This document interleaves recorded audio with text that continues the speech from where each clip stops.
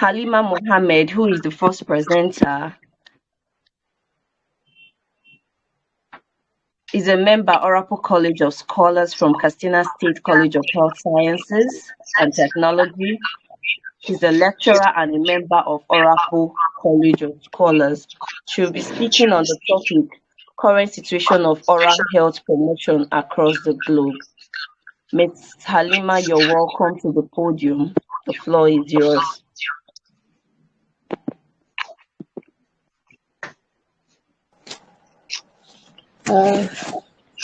Hello, good morning, everyone. I Good morning. welcome, thank you very much, Ms. Rika.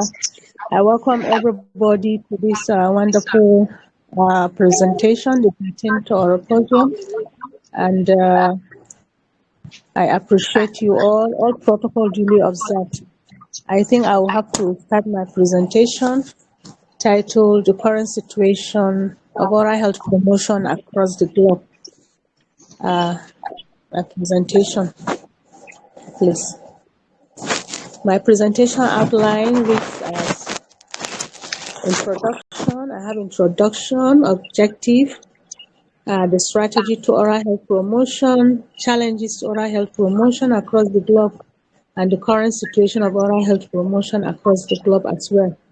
Recommendations, conclusion, and references. Introduction. To begin with, I think let's understand what is oral health. When we talk about oral health, we are referring to the health of the teeth, gums, and the entire oral cavity, including the facial system that allow us to smile, speak, and chew. And most importantly, that we should know that the most common diseases that affect or impact the oral health is tooth decay, popularly known as cavities, and then periodontal disease, which is a disease that affects the gums, and most importantly, again, oral cancer. So significantly, it's very, very important for us to combat all these disease conditions that affects the orofacial complex through oral health promotion. So oral health promotion is a planned effort to build public policies and create supportive environments and strengthen community action, which develops personal skills and reorient health services pertaining to all the influences that are of combined effort for optimum personal and social, biological, behavioral, and environmental factors that contributed to better oral health. And oral health promotion is the upliftment of the oral health of the community rather than an individual alone. It's for all the community and all the population of the world, and it has a long-term impact. That is why oral health promotion is very, very significant. It's a primary objective to preventive measures. So when we talk about oral health promotion, again, we have to understand that since the implementation of the Ottawa Charter for Oral Health Promotion, I want us to understand what is Ottawa Charter. Ottawa Charter is the kind of declaration that was made in Canada during the first international conference for health promotion, where over 200 participants from different countries, about 38 countries, were present there. That was in 1986 when Ottawa Charter declarations happened on health promotion. And in this Ottawa Charter, many health workers come together, share their views and their experiences, their knowledge of health promotion in this conference. And hence we have this declaration, and the name was given after the area or the country which the declarations happened. That is in Canada, Ottawa. So Ottawa Charter is a declaration in that particular country, in a state known as Ottawa. And this Ottawa Charter has been happening. There are a series of conferences. After a lot of years, we will have the Charter will come and review all their mandates regarding healthcare.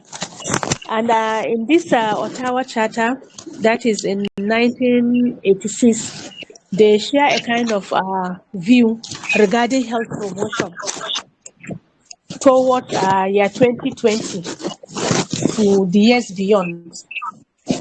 So again, it happens again, I think, in 1997 and similarly in 2017, which it affects us. That is when the Ottawa come to understand that in order to combat NCDs, non-communicable diseases, and adequate action must be taken against oral conditions because many debilitating consequences are happening within the oral cavities and is leading to death. So these oral disease conditions are very, very significant to be taken care of because the mouth is the gateway to the body. If the mouth is being taken care of, they believe that the whole body is healthy. So the Ottawa Charter comes up with these effective oral health promotions, which are very, very significant. They are the number one, promotion of healthy eating, training of relevant oral hygiene methods, access to preventive oral health services at the earliest, and promotion of topical fluoride application. So, if we are to see this thing in a broader form, the effective measures to combat oral health promotion, we'll find out that promoting of healthy eating is very, very important as it encourages healthy habits such as eating breakfast every day, plan healthy meals, eat together with family. It helps to enjoy the meals, buy and serve more fruits and vegetables, and then a lot. So, by starting to serve with small foods, yes, in order not to waste food, when your child is hungry, you serve with small food and then later request for more and then you give. And give more and more water and low fat milk. Yes, and even fruit juice is very, very important. That encourages healthy eating. So, for training relevant oral health hygiene methods, they are just like the normal routine we used to, like brush your teeth at least twice a day, use fluoride toothpaste, soft Bristol toothbrush, floss once daily and brush your tongue, use antibacterial mouthwashes every day, visit the dentist regularly, and avoid smoking and other tobacco products, as well as reduce the intake of alcohol. All these are oral hygiene preventive methods, and they really help in training to to for relevant oral hygiene methods. And when we consider the top one, which is access to oral health, we found out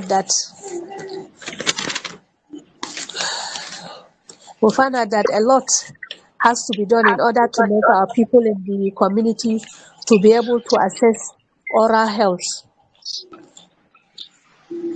for preventive care, which is generally to reduce suffering and death, and also to reduce, I think, financial burden of disease. For individuals and communities, it is very, very important to access quality preventive care, which is very, very fundamental at every stages of life. And for promotion of topical fluoride, usually we use the fluoridation, water fluoridation is very, very important, and then application of topical fluoride for children in order to reduce dental caries. So population must focus on children because it is obvious that when we reduce significant oral conditions that have impact in children, such as dental caries, we reduce a greater burden of disease in adults. Therefore, oral health promotion through Ottawa Charter is very, very successful if we follow these actions that influences very good social and economic norms.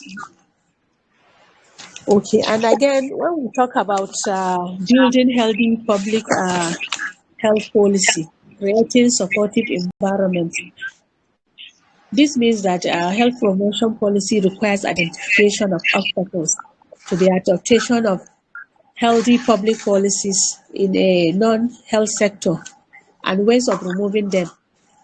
So the aim of these building healthy policies is to make healthier choices, healthier choices from the populace, choice for policy makers as well. And a kind of supportive environment is very, very good for our society to interrelate with each other, with complex coexistence that we have. Health promotion can also be promoted when we live as one. And health cannot be separated from other goals. The link between health and people and environment, which constitute major socio-ecological uh, constituent, cannot be overemphasized. And this will work very well towards an approach to a very, very healthy policy. The second one, I think, is strengthening community action. So by strengthening community action, health promotion goes beyond healthcare.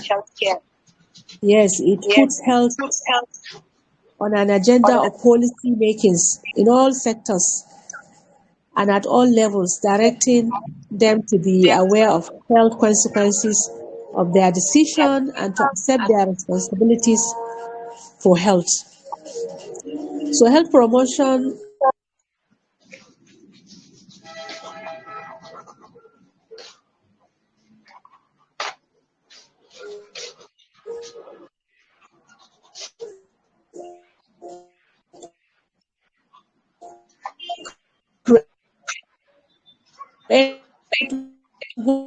work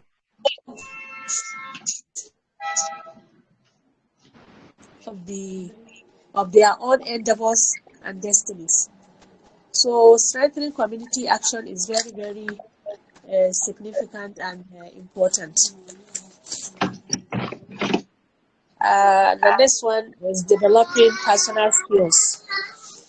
Developing personal skills through health promotion is very, very important. Actually, it even supports social development through education, um, providing information and enhancing skills of life. It includes the options available of choice of promotion. Yes.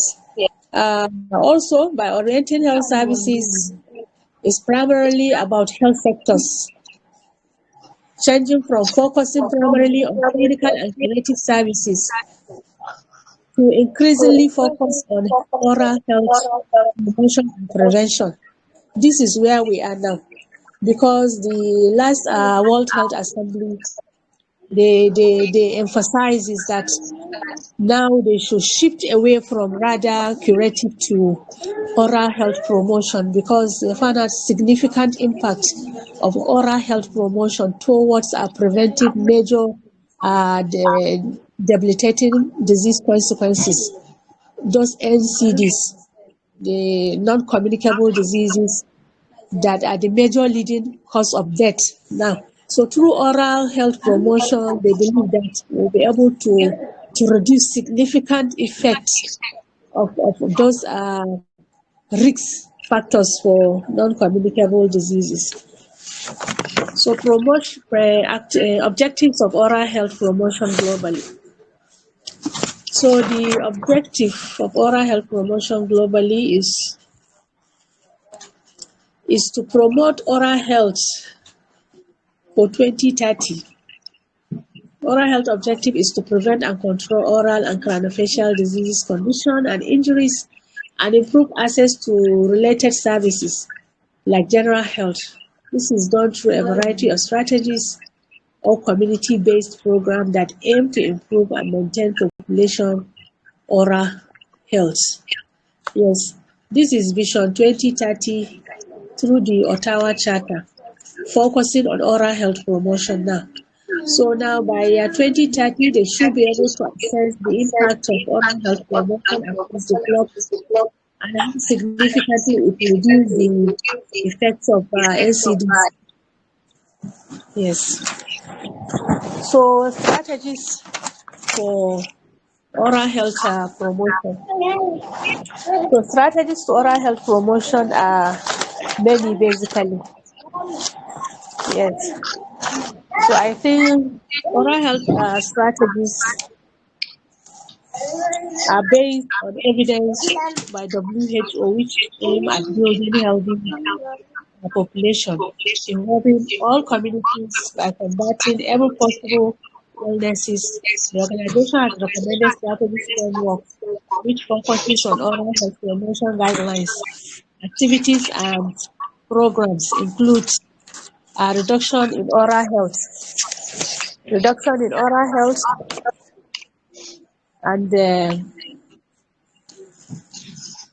in oral health and diseases, condition, burden, and disability, especially in poor and marginalized population. That is the LMIMC, the low-income countries. Okay.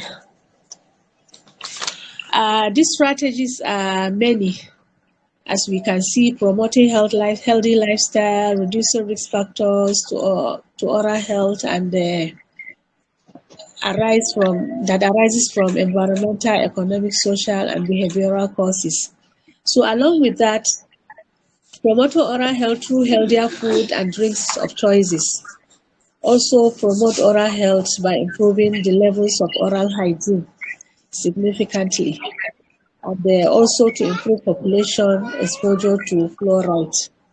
Yes, by framing policies into oral health, into national and community health programs, and promoting oral health as an effective dimension for development policy of society. That is our version of this disease collaborative network 2019.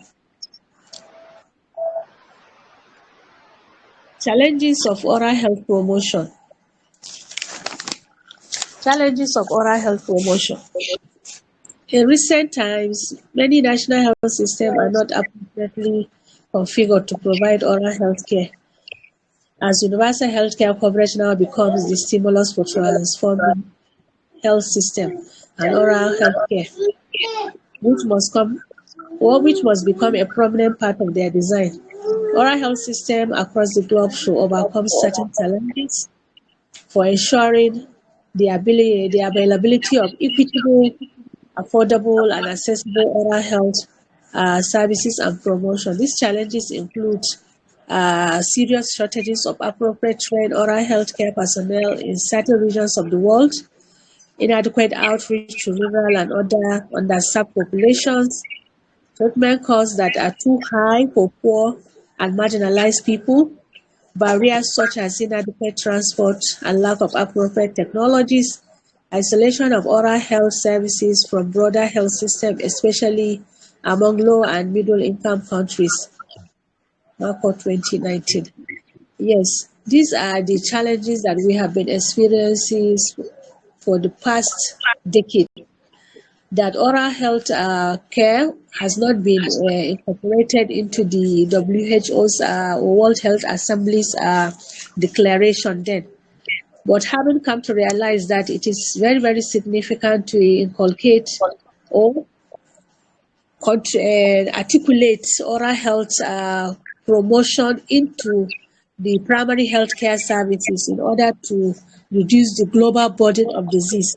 Because even periodontitis alone is a global burden of disease, a disease consequences, especially in diabetes, which is a systematic disease, it's an NCD that is a kind of physical disease that one has to live with it for life. But what is aggravating it most is periodontitis. So the WHO and World Health Assembly come to realize that it is very, very significant to look into the aspect of oral health and to inculcate all measures that will make it preventive in such a way that when all oral health conditions are being prevented at their earliest stage, it will help and curb the menace of the debilitating consequences that will lead to death in most of the NCDs that we have across the globe.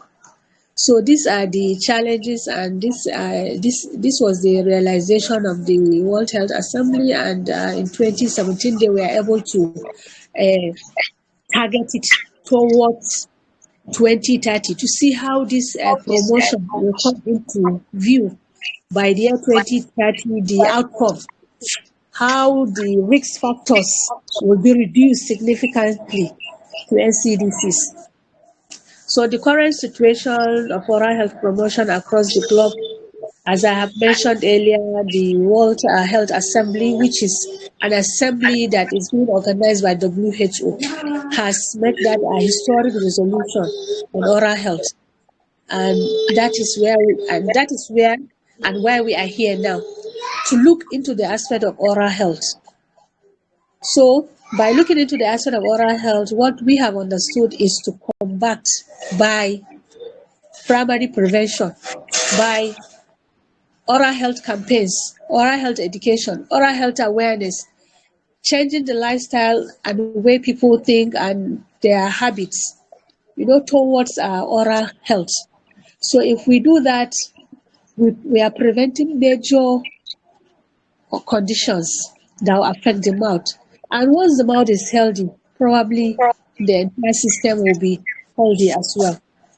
So this resolution urges member states to address key risk factors of oral diseases shared with non-communicable diseases, such as high intake of free sugars.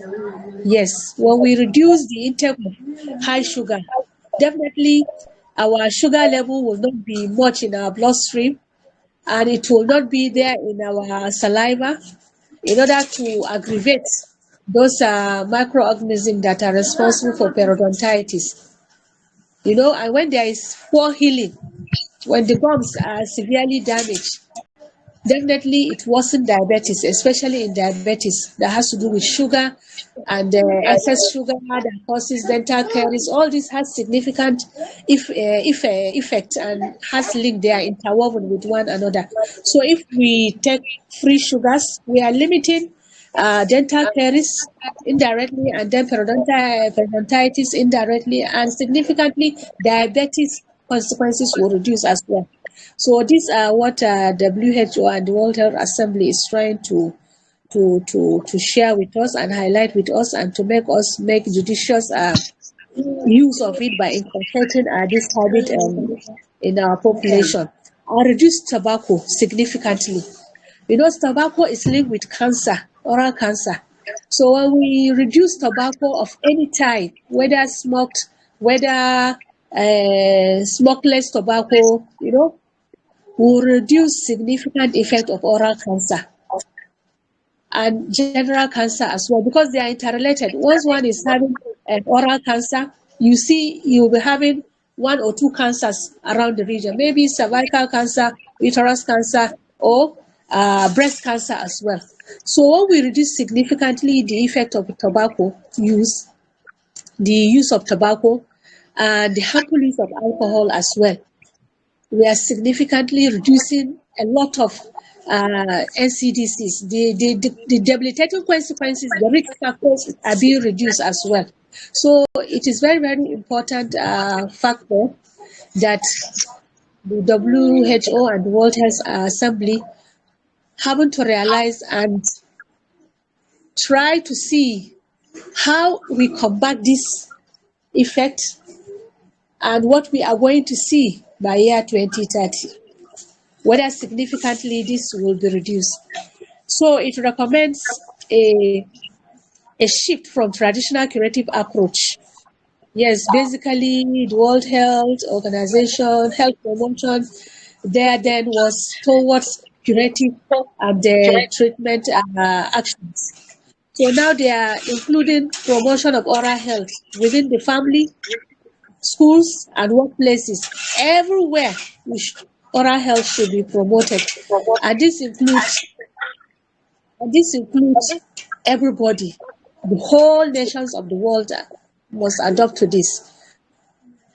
It should be timely, it should be comprehensive, and it should be inclusive care within the primary healthcare system. So WHO really see dental health promotion as an effective way of combating major debilitating disease conditions of the NCDC.